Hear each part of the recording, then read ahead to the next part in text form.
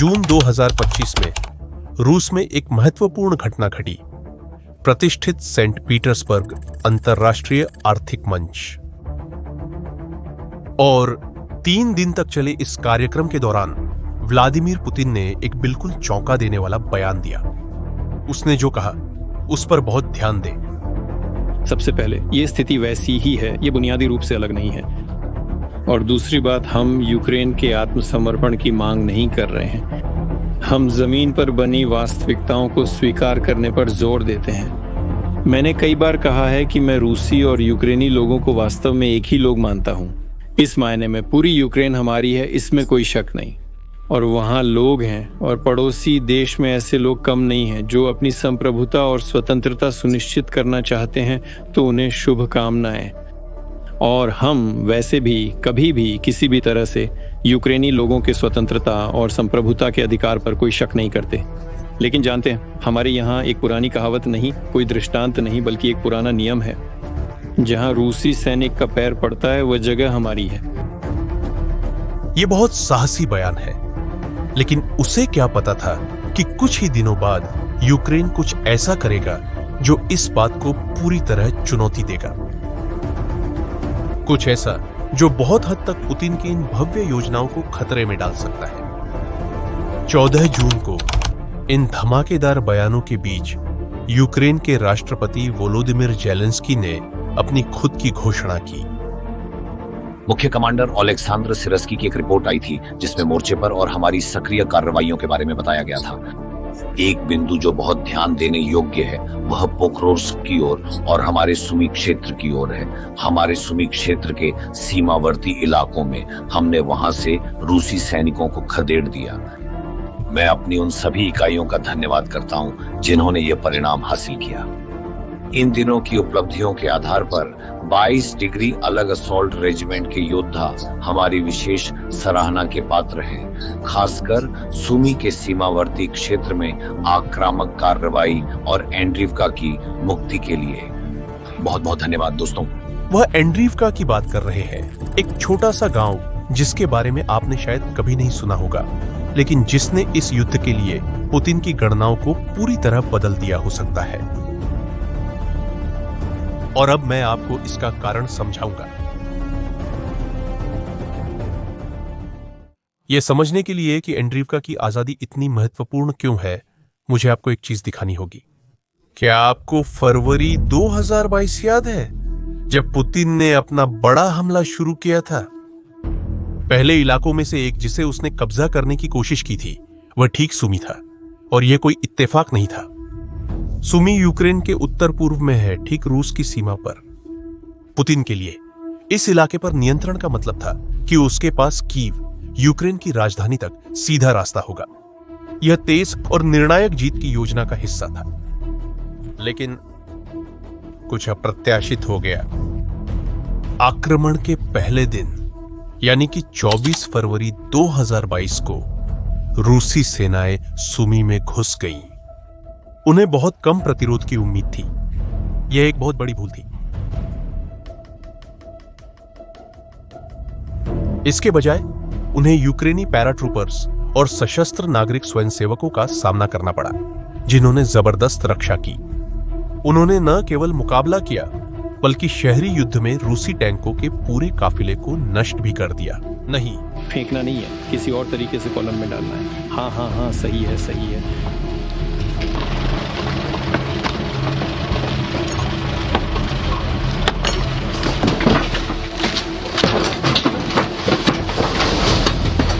और इस शानदार उपलब्धि को हासिल करने के लिए यूक्रेनियों ने एक शानदार रणनीति अपनाई, जिसे सैन्य लोग गैर सन्निहित मजबूत बिंदुओं की रक्षा कहते हैं। यह कुछ इस तरह काम करती है। जब कुछ सैनिक मुख्य शहरों की रक्षा कर रहे थे, छोटे छोटे गुरिल्ला समूह ग्रामीण इलाकों में फैलकर रूसी आपूर्ति लाइनों पर हमला कर रहे थे। दूसरे शब्दों में कहें तो ऐसा था जैसे उन्होंने एक सैन्य मकड़ी का जाला बना दिया हो, जिसने रूसियों को संगठित होने से रोक दिया। और क्या आप जानना चाहते हैं कि इसका परिणाम क्या हुआ? एक शब्द में कहें तो विनाशकारी। पुतिन की सेनाएं लगातार घात में फंसी रही। कीव की ओर तेजी से आगे बढ़ने में असमर्थ रही। और फिर अप्रैल 2022 में सिर्फ 2 महीने बाद रूसियों को पूरी तरह से सूमी से बाहर निकाल दिया गया। और यहां हम एक महत्वपूर्ण बिंदु पर पहुंचते हैं जो एक बहुत आम धारणा को पूरी तरह तोड़ देता है। बहुत से लोग मानते हैं कि यूक्रेन सिर्फ पश्चिमी सैन्य समर्थन की वजह से ही रूस का सामना कर पा रहा है, लेकिन हकीकत इससे काफी अलग है। सूमी में यह ऐतिहासिक जीत तब हुई जब यूक्रेन मुख्य रूप से सोवियत युग के पुराने उपकरणों और साधारण राइफलों के साथ लड़ रहा था, और कुछ गिने चुने एंटी टैंक मिसाइलें जो उन्हें मिली थी। आज जैसा भारी पश्चिमी सैन्य समर्थन उस समय था ही नहीं। अब इसे जरा सोचिए, पुतिन का मानना था कि वह पूरी जंग को सिर्फ 3 दिनों में खत्म कर देगा। यही सचमुच रूसी योजना थी, 3 दिन में कीव पर कब्जा करना और यूक्रेन को आत्मसमर्पण के लिए मजबूर करना। लेकिन वह पूरी तरह से गलत था। सूमी की वीरतापूर्ण रक्षा और देश भर में अन्य प्रतिरोधों के साथ ने इस उम्मीद को पूरी तरह से नष्ट कर दिया। यूक्रेन के उत्तर पूर्व में सूमी के गवर्नर ने बताया कि यह क्षेत्र रूसी सेनाओं से मुक्त है। यह घोषणा आज की गई, लेकिन अधिकारियों ने कहा कि यह इलाका अभी भी सुरक्षित नहीं है और अधिकारियों के अनुसार अभी भी कुछ जगहों पर बारूदी सुरंगें हैं जहां निष्क्रिय करने का काम जारी है। सूमी से बाहर निकलने के साथ ही रूस ने पूरे उत्तर यूक्रेन से अपनी सेनाओं की वापसी पूरी कर ली है, और यह सब एक उपलब्धि थी, पूरी तरह से यूक्रेनी उपलब्धि थी, जिसमें सैनिकों और नागरिक स्वयंसेवकों ने साहस और रणनीतिक बुद्धिमत्ता के साथ लड़ाई लड़ी, बिना उस उन्नत हथियारों के जिनकी उन्हें बाद में आपूर्ति की गई। केवल तब जब दुनिया ने यूक्रेनियों की यह असली प्रतिरोध क्षमता देखी, पश्चिमी देशों ने बड़े पैमाने पर सैन्य सहायता भेजना शुरू किया। सूमी में जीत पश्चिमी समर्थन का परिणाम नहीं थी, यह उससे कहीं अधिक थी।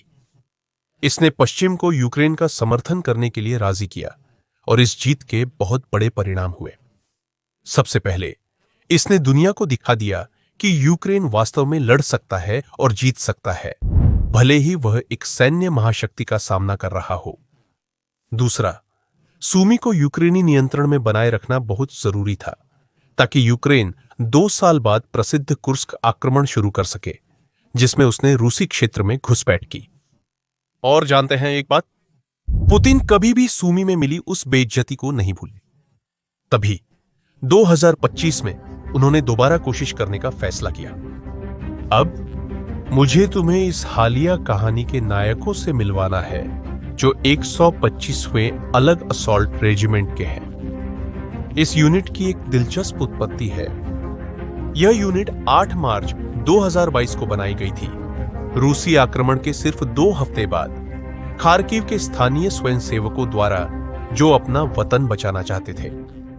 शुरुआत में यह सिर्फ एक क्षेत्रीय रक्षा बटालियन थी, लेकिन जैसे जैसे उन्होंने युद्ध में अपनी बहादुरी साबित की, उन्हें तरक्की मिलती गई। जुलाई 2023 में वे थल सेना की एक असॉल्ट बटालियन बन गए। फरवरी 2025 में उन्हें एक पूर्ण रेजिमेंट में विस्तारित कर दिया गया।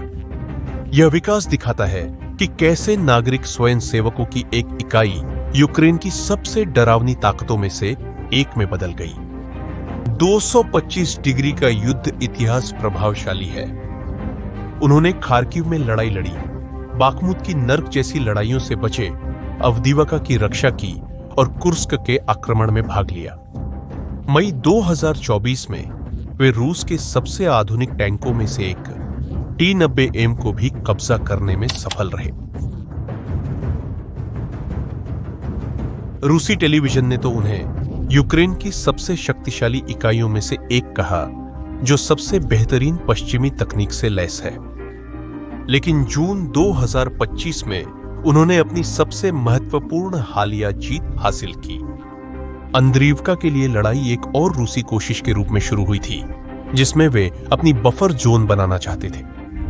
एक बफर जोन मूल रूप से एक इलाका है जिसे पुतिन यूक्रेन के अंदर नियंत्रित करना चाहते हैं, ताकि रूसी सीमा के इलाकों को यूक्रेनी हमलों से बचाया जा सके।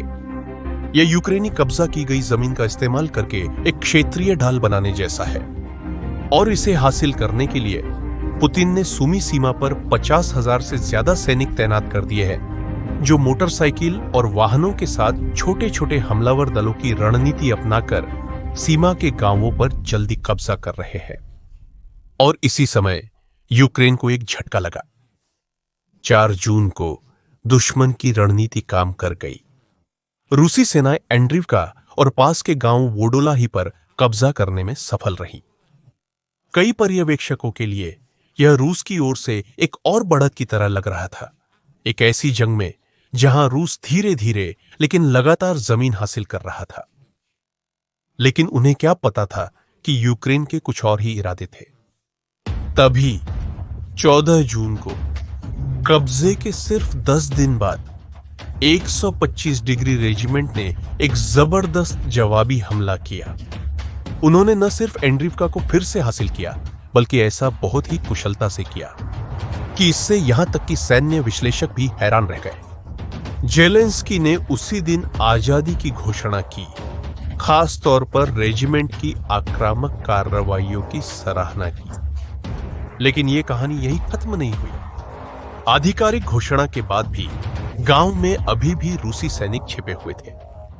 एक हफ्ते तक 225 डिग्री ने शहरी सफाई की तीव्र लड़ाइयों में भाग लिया। इसी चरण के दौरान उनके एक हमलावर समूह, जिसे काला हंस कहा जाता है, ने एक रूसी कमांडर मेजर आंद्रेई यर्तसेव को उनके अपने कमांड पोस्ट पर मार गिराया। फिर 22 जून को आंद्रीवका की पूरी तरह से आजादी की पुष्टि हुई। गांव को रूसी बलों से पूरी तरह से साफ कर दिया गया था। अब आप सोच रहे होंगे, इतनी छोटी सी बस्ती को, जिसके बारे में ज्यादातर लोगों ने कभी सुना भी नहीं, इतनी अहमियत क्यों दी जा रही है? असल में इसका जवाब रणनीतिक महत्व में छुपा है। सबसे पहले, एंड्रीवका रूसी सीमा से सिर्फ 5 किलोमीटर दूर है। इसे नियंत्रित करना यूक्रेन में प्रवेश के एक रास्ते को नियंत्रित करने जैसा है।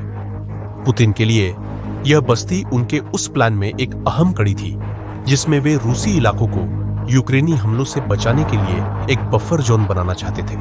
दूसरा, एंड्रीवका पर कब्जा करना और उसे बनाए रखना रूस को भारी सैन्य संसाधनों में खर्च करना पड़ा। जब यूक्रेन ने इसे फिर से अपने कब्जे में लिया, तो पुतिन सचमुच फिर से शून्य पर आ गए। लेकिन अब हालात और भी खराब थे। सैकड़ों और सैनिकों की जानें गई और काफी सैन्य उपकरण भी खो गए। तीसरा और शायद सबसे महत्वपूर्ण, एंड्रीवका में जीत ने रूस को मजबूर कर दिया कि वह दूसरी मोर्चों से अपनी सेनाएं हटा ले। क्या आपको याद है वे 50,000 सैनिक जिन्हें पुतिन ने सुमी में इकट्ठा किया था? वे मुख्य रूप से डोनेट्स्क से आए थे और इससे युद्ध के सबसे महत्वपूर्ण क्षेत्र में रूसी आक्रमण कमजोर हो गया।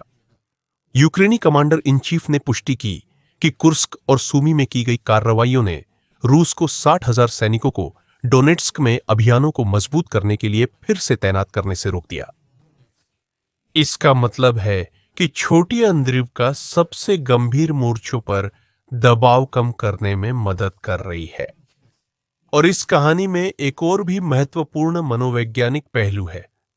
देखिए, महीनों से मुख्य कथा यही रही है कि रूस लगातार बढ़त बना रहा है, छोटी लेकिन लगातार।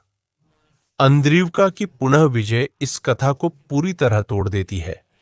यह दिखाता है कि यूक्रेन सिर्फ अपनी रक्षा ही नहीं कर रहा, बल्कि अब भी सफल जवाबी हमले करने और खोया हुआ इलाका वापस लेने में सक्षम है।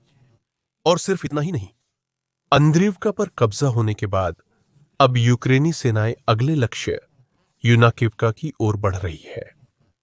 यह गांव आंद्रीवका से लगभग 14 किलोमीटर दूर है और रूसी सीमा से सिर्फ 7 किलोमीटर की दूरी पर है। वर्तमान में यह एक सक्रिय युद्ध क्षेत्र के ग्रे जोन में संघर्ष का केंद्र बना हुआ है। कमांडर इन चीफ सिरस्की ने बताया कि यूक्रेनी इकाइयों ने यूनाकिवका क्षेत्र के विभिन्न हिस्सों में 200 से 700 मीटर तक आगे बढ़त हासिल की है। ब्रिगेडियर जनरल ओलेह अपोस्टोल, जो यूक्रेन के हीरो है और हाल ही में नियुक्त किए गए एयर असॉल्ट फोर्सेस के कमांडर हैं, इन अभियानों का नेतृत्व कर रहे हैं। हम जो कुछ सुमी में देख रहे हैं वह आधुनिक युद्ध की एक प्रयोगशाला है। छोटी छोटी अत्यधिक मोबाइल यूनिट्स, ड्रोन, इलेक्ट्रॉनिक युद्ध, ये सब एक घातक नृत्य में है जहां तेजी से अनुकूलन करने की क्षमता तय करती है कि कौन जीतता है। और इस खेल में 125वें रेजिमेंट का प्रदर्शन असाधारण रहा है।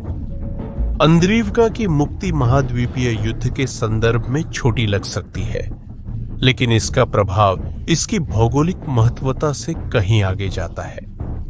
यह यूक्रेन की लगातार चौंकाने, पलटवार करने और यह साबित करने की क्षमता का प्रतीक है कि पुतिन के यूक्रेन के पूरे क्षेत्र को रूसी बताने वाले भव्य दावे अब भी सिर्फ खोखले शब्द ही है। जब पुतिन सेंट पीटर्सबर्ग में घमंड से बोल रहे थे, तब यूक्रेनी सैनिक मीटर दर मीटर यह साबित कर रहे थे कि युद्ध के मैदान की हकीकत उनके विस्तारवादी सपनों से बिल्कुल अलग है। और आप क्या सोचते हैं? क्या आपको लगता है कि यूक्रेन जूना किवका की तरह अपना इलाका वापस लेना जारी रख पाएगा? क्या पुतिन इलाका खोते हुए भी बड़ी बड़ी घोषणाएं करते रहेंगे, या उन्हें अपनी रणनीति पर फिर से विचार करने के लिए मजबूर होना पड़ेगा? अपनी राय कमेंट्स में बताएं। अगर यह सामग्री आपको युद्ध में क्या हो रहा है इसे बेहतर समझने में मददगार रही हो, तो चैनल को सब्सक्राइब करना और इस वीडियो को शेयर करना न भूलें। वर्तमान घटनाओं के बारे में गुणवत्तापूर्ण जानकारी सभी को अच्छी तरह से सूचित रखने के लिए बहुत जरूरी है। देखने के लिए धन्यवाद और अगले वीडियो में फिर मिलेंगे।